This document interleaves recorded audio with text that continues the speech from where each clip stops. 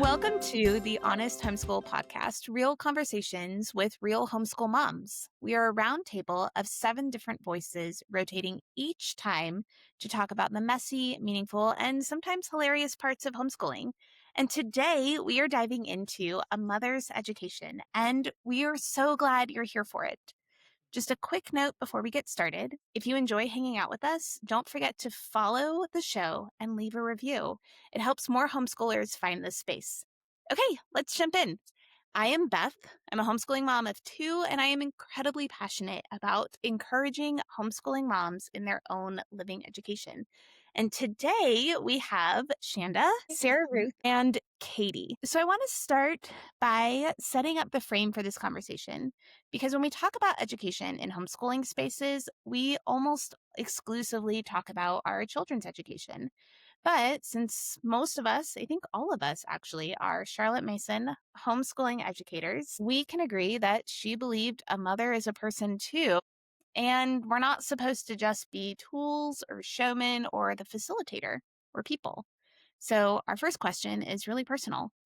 How did your idea of education change once you became a mother?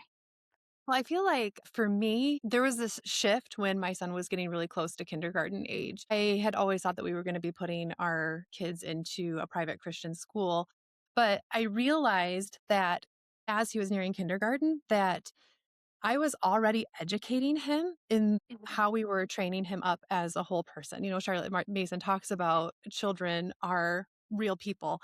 And I realized that as we neared the kindergarten age, that really education was just an extension of motherhood. So that was kind of like my grand epiphany and just a change in how I viewed education. It was no longer just this filling of a bucket, but it was actually educating the whole child. And I realized that the spiritual, the intellectual, everything was actually all one piece of who my child was.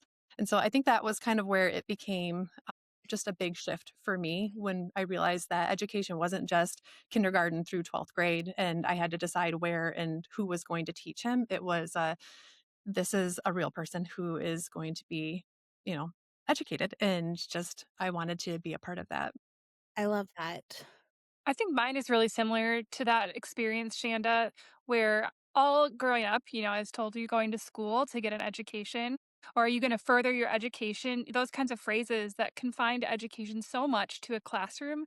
But seeing the personhood of my own children and seeing them learn outside of any kind of formal schooling, even before those, before age 6, was mind boggling to me just how much a child can learn. And I think too, being a mom, after I graduated college, I felt like, oh, that's my education. It's done for this season. But really, as a mom, I was able to learn so much alongside of my own children. And that just expanded my entire view of education for myself, thinking there's so much still to learn, that this is an ongoing lifelong process. This isn't just something that ends when the last final school bell rings. But this is a lifestyle of constantly being curious and exploring the world alongside of our children, but also for ourselves. I was actually going to add onto that is I was public school educated, and I remember kind of what you were saying, Katie, is they were always asking me, well, what do you want to do? And I always said, I want to be a mom. And that was never good enough for them. I had to take all of the aptitude tests, and I had to take, these tests to see what would you be good at? And I was told that I should be a stunt double. Like, like that was more worthy to the mob. That's wild. That's Yeah, wild. now. They Yeah, have a it's test so for that? laughable now. What was that? Test for that? Like the outcome For is me, double? yes. It Wow. listed like 5 things that you were like qualified for, and it said stunt double. And I was like, this is not making sense. I want to know what answer you gave that triggered stunt double. I've always been kind of active and just, I love adventure and doing fun things. And so it probably was like, hey, sure, she can go and jump off some buildings or something. I don't know. That's wild. Oh Wow. my gosh. My husband got park ranger on that test. And now that he's in his late 30s, he's like, yeah, that probably would have been. Wow. I was just thinking about the question and education changing once I became a mom. I don't know that my idea of education necessarily changed, but I think the way I kind of, not for lack of a better word, attacked education, like my own learning. It kind of reignited my desire to grow and learn. So when I was pregnant with my first son, I had a lot of downtime because I had finished up a teaching contract and knew I would head into a new year pregnant, which really isn't ideal if you know you're going to quit your job when you have the baby. So I thought it was better to just go ahead and resign at the end of the year. And so I had several months of just waiting on baby to come, no job. And I became a voracious reader again. I had all this spare time and I was like reading about the history of formula and baby food and breastfeeding and like all the books. And it just began to kind of light a fire under me for understanding and growth and knowledge. Like, obviously, you don't enter motherhood with a college degree and say, well, I know everything I need to know about motherhood, or you've graduated high school and you just feel immediately ready. And like, you know, everything you need to know to have a baby. So it was just kind of a neat, I feel like, incubating time for me as I entered motherhood of like, like, if I want it, if I want to grow as a person and to learn and understand more, this is a really rich season and opportunity to do that. Yeah, it's that quote, "Don't let school get in the way of your education." Um, Totally. yeah, I have a similar story, Sarah Ruth, where we moved at the end of my teaching year, and since I was halfway through my pregnancy in the new state, and I was like, "Oh, there's a book for this. Like, I could read about how to become a really good mom while I'm pregnant." And then I feel like not everything, but a lot of what I've learned about parenting has just not it's come from hands-on practice supported by books. But this idea that like if we want to learn about it, there's a book for that. Right. So where has it been the hardest for you to kind of, it's a harder question because I don't want to like mix up my words too much, but believing that you are a person worthy of time and attention and focus in your own right. You're not just the supporter of the growth of other people. And that's not to diminish the work that we do, but kind of support that as moms. How has this been difficult for you to support your own learning journey? I think what was challenging for me when I first started pursuing a mother's education is I had this idea that as a mom, I should be the one who is constantly pouring out for my children, that I need to serve and sacrifice. And all those things are definitely true and good. But I think that also when you look at scripture, you see like the Mary Martha comparison, where you see Martha, who, yes, she's serving, but she is resentful. She is irritated. She's doubting God's love for her, where she's like, don't you even care? She is, comparing her lot with Mary's. And she's super frazzled. And I think you see this in a lot of women, especially Christian women, homeschooling moms, where there's a lot required of you as a homeschooling mom. You're taking on not only the mothering and parenting of your children and the running of your household, but you're also taking on their education as well. And it can be really easy to get caught up in that and to just be like, oh, I just got to push harder, work harder, serve more, and get lost, I think, in that without having the better heart of Mary, who is saying, actually, I am a person first. I'm like a woman of God first, a child of God. I need to have daily sustenance that is sustaining me for the work that God is asking me to do. I can be obedient to the call and, to this growth that we're supporting in our children, but also that we don't have to be, I think you know what I'm trying to say. Like, we don't have to be so depleted and so frazzled, and that it's a good and healthy and right thing to care about, especially our connection with the Lord and our spiritual growth and taking time to be present with the Lord.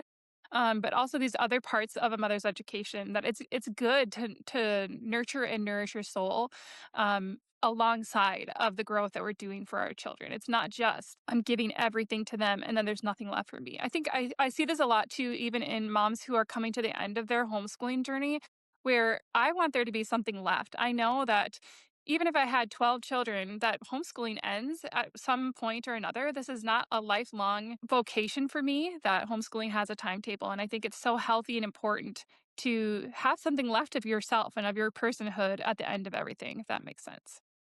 Yeah, I think that, I mean, that makes perfect sense. And we are in this season for a short period of time. We'll spend most of our lives outside of the realm of homeschooling with small humans in our home. Yeah, I do think that it looks different in every season as well. Because when you first asked the question, I thought my season looks totally different now with children who are 5 and up than it did when I still had like toddlers and like even nursing infants. And Yeah. I thought back to those early days where really they demanded so much physically of me that time really was not there to do things. But I remember telling myself, I can find 5 minutes. And so I came up with what I called the 5-5-5 plan. And this is when I had like real little kids. It was like, I can find 5 minutes to pray. I can find 5 minutes to read my Bible, and I can find 5 minutes to read a book.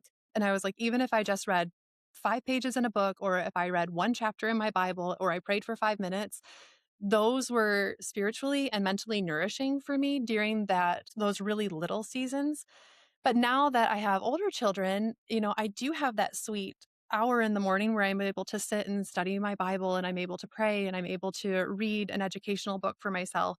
So the seasons do shift. And I think that's the one thing that I would love to tell like all moms is that the seasons do change, and you have to kind of pay attention to where those seasons do change, because I should not still be relying on the 5-5-5 plan with where I'm at right now as a person, right? And so when I realized I had more time, I was more rested, and I could get up earlier, and I could spend more time doing these things. I had to also seize that as well and make sure that I was taking the opportunity to do it. And I think one of the books that actually my son was scheduled to read, Spiritual Disciplines for a Christian Life, this year, and I pre-read it for him, which I love pre-reading all of my kids' books because I feel like that's like my education there. I enjoyed reading through that because it talked about 12 different spiritual disciplines that some of them aren't really talked about a whole lot. And one of them was journaling. And it got me thinking back on, when did I feel like in my adult life I felt the best spiritually? And it was when I was taking time to really journal through the thoughts that I was having, the things that I was reading, write down all of the scripture that I was reading for that day. And so that's been something for me personally in the past year that I've been putting back into practice. And I cannot like tell you how much that has helped with my overall growth, is just being able to process things on paper. And it seems like that takes a lot of time, but really it doesn't. And my journal is all over the place. I don't have like separate journals for everything. It's all just a brain dump in one spot. And so I would encourage you to, pick up journaling if you aren't doing that already, and just putting down on paper the things that are either troubling you, or your praises, or the books that you're reading, or quotes, and just put it all out there. I love the idea of bringing back journaling. I used to be an avid journaler, and I mean, I still do, but not to the extent, like not writing my thoughts all the time. I think in response to this question, I was thinking along the lines of Shanda, where when my kids were little, there almost wasn't personhood in my own right. And I think that's healthy and good. I mean, you always maintain that, but there isn't the time to go out for a girls' day. If that's happening, it's because your kids are with you, right? And like they're playing, and they're gonna need you during that time, or you're gonna be nursing a baby. But I did think back to my own kind of nursing journey, and maybe some regrets I had that didn't allow my personhood to grow.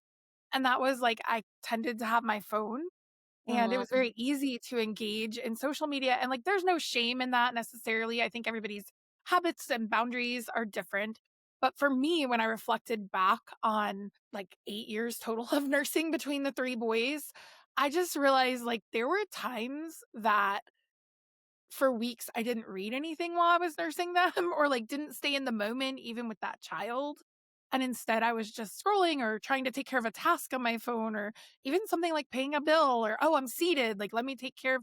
And I think that there are times in early motherhood that we could capture, kind of like what Shanda was talking about, the 5-5-5, but also like even a nursing mother could one time be gazing into baby's eyes during that nursing session and really soaking it up. And then maybe the next time she's reading an article out of a great magazine, or a piece of a book, or even, I mean, I actually did occasionally journal while I held a nursing baby. So I think being mindful, if as a younger mother with younger babies, you can find and kind of remind yourself, like, I am a person, like, there's value in even doing that as early. Not to call anybody out, but Allison from Her Heart's Home is somebody that I've followed for years on Instagram. And I've seen her, even with 5 children and like all of them being very small and still having a baby, do a really great job of getting a quiet time in every day with her Bible. And so I also want to encourage women that, like, because I have a lot of women come to me, how do you get up so early? How do you do this? And, I worked in the middle of the night when I had a nursing baby. And so there are ways also to find time to invest in your personhood. I think it's just a matter of like being gentle with yourself and knowing your parameters and your boundaries and are you sapping yourself and kind of drying yourself out by trying to push to get this time and like forcing it? Or are there pockets of time and moments when you could be honoring yourself and your relationship with God or your academics or whatever it is you want to pursue? I think when I had little kids, um, I used that as an excuse. Like, I'm tired, I'm up in the night, and I wish Mhm. someone had told me how life-giving a mother's education is, because I regret putting that off. Because in reality, I did have the time, like you're saying, Sarah Ruth, I did have time, and I could find pockets of time to invest in my own education, but I just didn't think it was worth it. It felt like another task. And I wish someone had told me, actually, this practice is incredibly life giving. It is nurturing your mind and your soul. I wish I would have known that instead of just putting that off until later, because now that my kids are older, I do have more time, and so it's easier to find time for that, and I've discovered, wow, this is actually so incredibly enriching to my life. I wish I was, doing this practice habitually earlier than this. Yeah. Yeah. I always say it doesn't have to be perfect, it just needs to be faithful. Like, you don't have Mhm. to, you don't have to read 150,000 books a year. I'm using, like, an Yeah. egregious number to, like, people can tell I'm being facetious, but, like, you don't have to read that many books a Mhm. year. You could read 3 books in 1 year if you are faithfully attending to that. Like, if you don't finish your whole Bible in a year, that's fine. You have to be faithful to what you're doing. I came to this, because you guys kinda know my story, but everybody doesn't, through my chronic pain diagnosis, which put me into depression and anxiety and having these, like, anchors of life-giving moments that honestly put me in fellowship with God. Like, going for a nature walk and seeing the beauty of creation when I was in such severe pain, I did not think I would ever be at a point where I could go for a walk in the winter and be okay with how bad I was feeling. But those times that I was able to get off the couch and, like, see a bird, it was like, "Oh, God made that bird." Like, I can rejoice in the beauty of that bird. And then I noticed I was, like, talking to my dog and pointing out the birds to my dog because there was nobody else to, like, talk to. So even if you have teeny tiny humans and you put them in a carrier and you go for a walk, you can say, like, "Hey, Mhm. that's a sparrow, that's a finch," and it increases their vocabulary, but then you learn the birds too. Or you just get to be in fellowship with the creator of the universe and your child. Or, if you can't do it alone, you can do it with your small humans. That's where I think there's such a huge distinction between this concept of self-care, or like, oh, mothers, Mhm. take care of yourself, in this like almost like worldly self-care, versus what a mother's education truly is. Because yes, is like a girls' day, spa night, whatever, all of that stuff super fun and good. And could some of those pieces be a part of your mother's education? Absolutely. But I think a mother's education is so much deeper and richer than that. And it Mhm. is like those things where you're seeing God on display, where you're seeing more of his character, and it is speaking directly, like you were talking about, like just seeing a bird, you're like, well, it's just a bird. But how the Lord can really use that to, yeah, display his glory and to really nurture your own personhood. I think that there's such a distinction, and sometimes that gets muddled a lot between self care and a mother's Yeah. education. Yeah, I Absolutely. absolutely agree with you. Yeah. I remember when I had it was just our first and he was real tiny, taking a blanket outside and laying in the lawn with him. And do you guys remember the really big book book of virtues, like that really thick one. I Yes. remember laying in the lawn reading him one of Martin Luther King Jr.'s speeches. Like I just read it out loud. He needs to hear my voice and I need to like just to get some nourishment of some kind. So I mean, I just was laying there reading him a speech, and it's one of those core memories for me that just I look back on that and I'm very thankful that I took the time to do it. But then Sarah Ruth, like you were saying, I also have seasons where I felt very guilty because I probably relied on my phone more. And I feel like it's really easy to fall into the ditch on either side where it's like you're putting so much emphasis on, well, if I'm not doing this, then I'm failing. And then you're also grabbing your phone too much. And I feel like there's probably this tension and this balance of there are different seasons where maybe you just don't have the brain space to sit and read, one of Martin Luther King's speeches. And it's okay to pick up your phone, but I guess having grace for that in that season as well. Yeah, for sure. I mean, we've probably, all of us, we're all moms. We've all been there where at the end of the day, like your brain does not work. And in the morning, your brain is not working. Like it's for whatever I've had this repeatedly where I go to sit down to read a book. I'm like, I cannot attend to this right now or whatever activity this is. Like, I need to watch a show or something. So there's certainly grace upon grace for all of it. That's also why I keep several different books going at one time. Like I have like the heavier reads and then I'll have something like really light and kind of cheesy. And it's just whatever I feel capable of reading in that moment is usually what I pick up.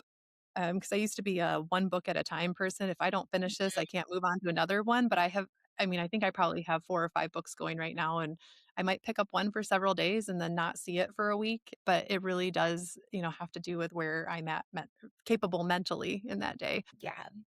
And this is, I don't know how many people this will speak to, but regarding not being able to read a book, I was kind of laughing because I've always been able to read like in any setting, but I'm in perimenopause for sure. And things like grate on me, like certain noises, certain smells. And I have realized like in the past year since my hormones have shifted that I cannot read a book anywhere anymore. If my children are like making a lot of noise downstairs or like I have to find this confined, quieter space. So just as much as like seasons can be different in the beginning, I think as you transition, like there are changes Yeah. at any given time. And so even in that, like some of my mother's education looks different because now I'm like having to go find a quiet space. Like if I don't have that, I can't mentally focus. So Yeah. just an interesting thought for those of us that are Yeah, I mean, health plays into it, hormones play into it. Like I went through a season where I was having chronic debilitating migraines. So reading was not an option. Like this was not. So we in our homeschool and personally like, we relied heavily on audiobooks because that was the only way we were getting any sort of literature for a brief period of time. So we've all kind of touched on this a little bit, but what are some practical ways that or maybe let's change the question. What are you currently learning about that you've really loved and a practical way you've fit this into your life? And I know this is like a switch from what we had talked about originally, but I would love to hear what you guys are learning about. I guess the one book that I was reading that was a little bit more educational recently was I picked up Van Gogh Has a Broken Heart, which I absolutely love. Rembrandt is in the Wind and Van Gogh Has a Broken Heart. Like those are fantastic books. And so just learning the backstory to so many of the artists that we already know about and learning about their lives and just appreciating their art a little bit more because of knowing their history. Or maybe I actually even lost a little bit of respect for some of the artists, because it's like, I didn't realize that they treated their spouse that way or whatever. But I think it's fascinating to learn about the lives of the people who are creating the art that you see everywhere. And so yeah, that's current. That was my current one that I just finished. I really loved both of those books. yeah, agreed. I've been learning about interior design. I took a class and this class was so wonderful and it kind of like put interior design in terms of like art and science, which I really, really appreciated of talking about like your floors and your walls and lines. And it's made me look at it differently instead of just like, oh, I can't make my home feel beautiful and hospitable and lovely because we have small children or we homeschool. It's like, oh no, there's like a science and an art to this. So I've been reading more about that, paint colors and hopefully learning how to paint walls correctly? I have found that in the colder months, I tend to gravitate more towards handcrafts. So Mm. not as academic as you ladies, but I did a wreath workshop in December with a Ooh. mentor of mine. And it was phenomenal. Like I have made wreaths in the past, but it was really cool because the lady who was running it was like actually teaching about the textures and really like did a little more educational approach and talked about some things that I've learned over the years about photography and like where to put, where the eye goes. And so all of that kind of making those connections for myself between other things I've learned in the past and realizing, oh, this applies everywhere, rules of three and things like that. And then also, I am trying again to learn how to knit, which has not been, I'm a wonderful crochet person. I think it's because it's more forgiving in my opinion. And I can be more creative with it. Whereas knitting, I feel like is more formulaic and less, I don't Yeah. know. That's how I feel. I could be totally mistaken, but those are two things that in my spare time right now, I'm leaning into. And then lastly, and I felt kind of silly admitting this the other day because we've studied birds on and off for years. And I thought that I knew like the birds in our area. And because literally I'm like 7 years in, but we did a cool naturalist tour at the co-op that I run. And he switched to talking more about their nests and their mating habits. And I was like, woo, next level. So now even my boys who had kind of lost interest in, like, I mean, they still would watch our birds, but they know the ones coming to our home. Like they can ID them very easily. So it's not quite as interesting anymore. But when the naturalist came and he was talking about like their nesting habits and like who begins nesting when in our region and how they migrate and like just some of the deeper things that we hadn't previously learned. Now my boys are all into it all over again. So we're all learning about what their nests look like and where they're going to nest. Like some are nesting ground nesters and some are nesting, high in trees and some are by the creek in the brush. So who knew birds could be so interesting? That is really cool. I love that you took a class for that. Yeah, it was neat. I love that you're doing knitting again because I love to knit. So if we end up at the CMI conference in July, I will You can bring my help knit me. us Please together. help me because Can I need I a lot jump of in help. on that too? Yes. We'll have a knit club. Please. I'm currently knitting what will either be a scarf or a washcloth. I haven't decided. It depends on how frustrated I get. So, Or a pot Lovely. holder or something. perhaps. That's so I don't know. funny. I've got a lot of Something stitches. rectangular or square. Okay, I Katie, what about you? Yeah, I personally have realized that in order for me to have a sustainable hobby, it has to be something I can do while I'm listening to audiobooks. So I think that knitting and crocheting is just not in the cards for me because I love listening to audiobooks. That's like a huge hobby of mine, but right now I'm learning a lot about folk painting. So if you've ever seen like rose mauling or Scandinavian folk painting, I am very Norwegian. I grew up in a very Norwegian area and always saw people like rose mauling and painting and have really been attracted to that. Like when I see it out in the wild, I'm like, oh, that's so beautiful. But I can never do that. But I'm taking this course right now and it has been so fun. And I can listen to audiobooks while I do it. So, and then, I also, last summer, I taught myself how to resew. I had learned sewing in 4-H as a girl, like in elementary school, early middle school. But picking that up as an adult was totally different and really fun. There's like a lot of sewing stuff out there like on social media that I had like never tapped into, knew nothing about like the sewing community online. And so that's been fun. So as long as I can paint or sew or even like walk on the treadmill with an audiobook, that's a hobby that's for me. That's my mother's education. I have you're fine. I just was gonna say I've really loved seeing your creations, Katie. It It's makes me fun. smile It's super every fun. time. Yeah. I also feel like if you can sew your own clothes while listening to an audiobook, you can crochet while you listen to Okay. it. Okay. See, I I feel like crochet knitting. while listening. Okay. Because knit counting, I feel like, but I don't Yeah. know. I Okay. can't That's good to knit know. and listen. Okay. Say sewing is one of those things that like literally every time I get my sewing machine out, my husband goes, why is that thing coming out? Because you get so angry every single time you sew. It just frustrates the fire out of me that it gets jammed. That's not my thing. Okay. Yeah. Yeah. I gave my sewing machine to my daughter. I was like, I can't. You can have it. There you go. Yeah. So you guys were talking about like learning new handicrafts. Mine recently has actually been an instrument again because my girls wanted to start learning piano, and I played as a girl and was mostly self-taught. But we got my grandma's piano about 6 months ago.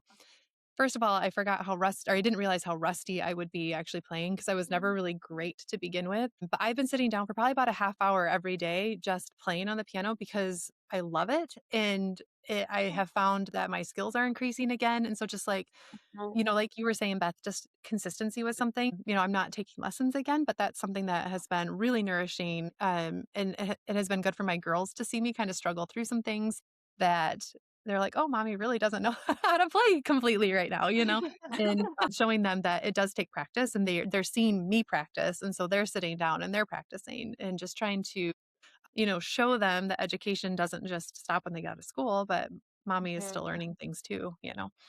Yeah. Good. It helps us grow in empathy for our own kids too. When we ask them to do something hard and then we try it. I'm taking a ballet class this year. I've been doing ballet and contemporary, and I'll be in a recital at the end. Okay, I love that. That's Amazing. I've awesome. thrown in so much empathy for my daughter who takes ballet and has been since she's little. I'm like, yeah, apparently I don't know how to plant my toes. So, well, this has been so encouraging for me just because it's wonderful to see that when we're all individual people learning something new and something different, and there's not a system to it. We're doing this act of implementing education as a life in our actual lives instead of just checking boxes and doing things that inspire us and make us feel alive and hopefully pour into mothering our children from a place of like overflowing instead of depletion.